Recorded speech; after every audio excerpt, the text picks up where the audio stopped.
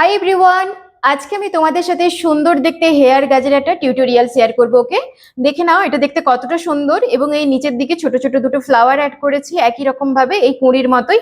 আর এটা টিউটোরিয়াল আজকে আমি তোমাদের সাথে শেয়ার করব। তার আগে যদি আমার ভিডিও ভালো লাগে তাহলে কিন্তু অবশ্যই লাইক করো, সাবস্ক্রাইব করো এবং আমার পাশে থেকো নতুন নতুন আরো ভিডিও পাওয়ার জন্য।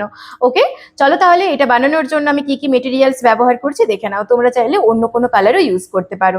আমি এই সমস্ত মেটেরিয়ালস গুলো ব্যবহার করব, সাথে ব্যবহার করব 3mm এর হুক। প্রথমে এই সাদা কালারের রোলটা নিয়েছি, প্রথমে একটা স্লিপ নট বেঁধে নেবো। ওকে, স্লিপ নট বেঁধে নেওয়ার পরে আমরা টোটাল 60 চেন বানাবো, 60টা। দেখো এই যে হুকটা আছে, এই হুকটা প্রথমে এই স্লিপ নটের মধ্যে ঢুকিয়ে নেব, দিয়ে স্লিপ নটটা টাইট করে হুকের মাথায় রোলটাকে ঘুরিয়ে এই স্লিপ নটের মধ্যে দিয়ে বের করে নেবো। ঠিক আছে, এভাবে আমরা টোটাল চেন বানাবো 60টা।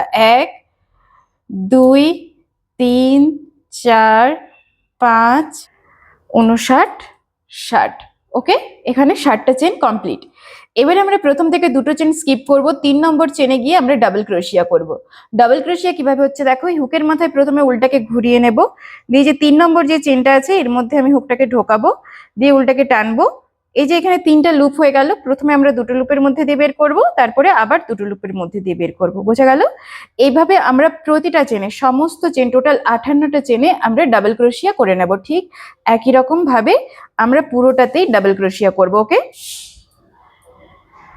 তো দেখো এটা পুরোটা কমপ্লিট। 1 চেন করব, চেন করে আমরা এক্সট্রা কিছুটা উল রাখবো একটু, দিয়ে এটাকে কাট করে দেব। ওকে, আর এটাকে টাইট দিয়ে নেব। আমাদের এই বেসটা রেডি। এবার আমি গ্রিন কালারের উলটা অ্যাড করব। তার জন্য যে ফার্স্ট যে চেনটা আছে দেখো এখানে, এর মধ্যে হুকটাকে ঢুকিয়ে নিলাম, আর এটা স্লিপ নট বেঁধে এটাকে এর সাথে অ্যাটাচ করে নেব। তোমরা অন্যরকম ভাবেও করতে পারো। এবার আমরা টোটাল 3 চেন বানাবো, 1 2 3। ওকে, আর এটা একটা এক্সট্রা করার জন্য আমরা আরো একটা চেন বানাবো। ঠিক আছে, 4টা চেন দিয়ে এই সেম চেনে আমরা একটা ডাবল ক্রোশিয়া বানাবো। ঠিক একই রকম ভাবে দেখো, এই যে এইভাবে হুকটা ঢুকিয়ে উল্টাকে টানবো, দিয়ে এই জায়গাটাতে একটা ডাবল ক্রোশিয়া করবো। ওকে, আবার পরের দুটো চেন স্কিপ করব, 3 নম্বর চেনে গিয়ে আমরা করব ডাবল ক্রোশিয়া। 1 2 3, এই যে এই চেনটা, এই চেনটাতে গিয়ে আমরা করব 1 ডাবল ক্রোশিয়া, আবার করব 1 চেন। ওকে, আবার এই সেম চেনে করব 1 ডাবল ক্রোশিয়া।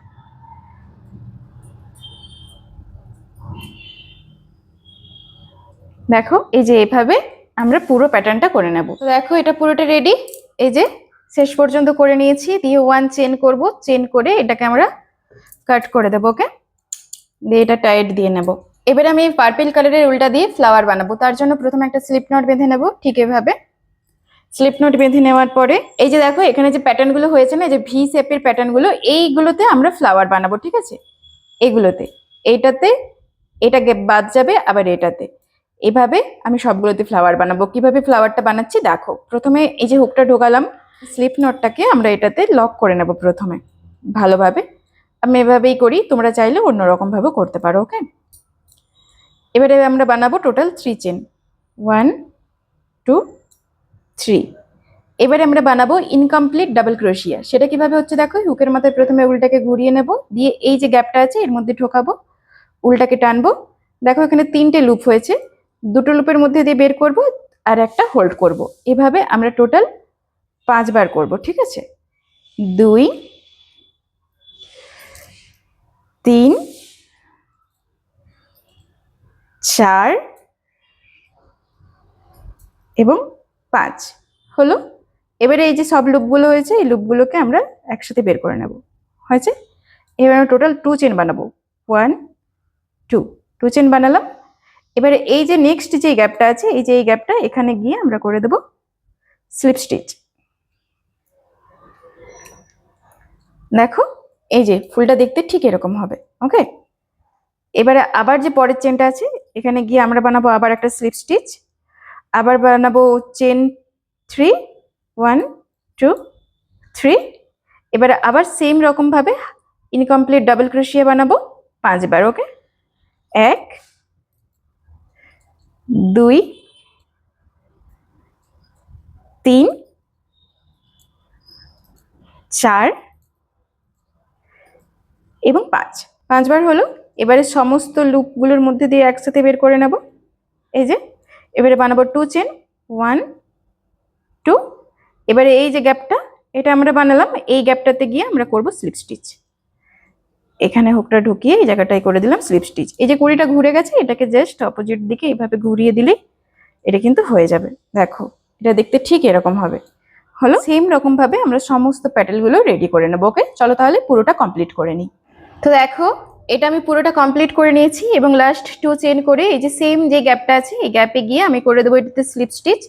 স্লিপ স্টিচ করে চেন 1 করব, চেন 1 করে এক্সট্রা কিছুটা উল রেখে আমরা এটাকে কাট করে দেবো। ওকে, দিয়ে এটাকে টাইট দিয়ে নেবো। আমার এটা পুরোটাই রেডি, দেখে নাও এটা দেখতে কতটা সুন্দর হয়েছে। ওকে, এবারে আমি এই যে ব্যাক সাইডের যে সুতোগুলো আছে এগুলো আমরা অ্যাডজাস্ট করব। তার জন্য কি করতে হবে একটা দেখিয়ে দিচ্ছি। জাস্ট এটাকে ধরে এই যে ব্যাক সাইডের যে আছে না, এভাবে এটাকে স্টিচ করে নিতে হবে ভালোভাবে।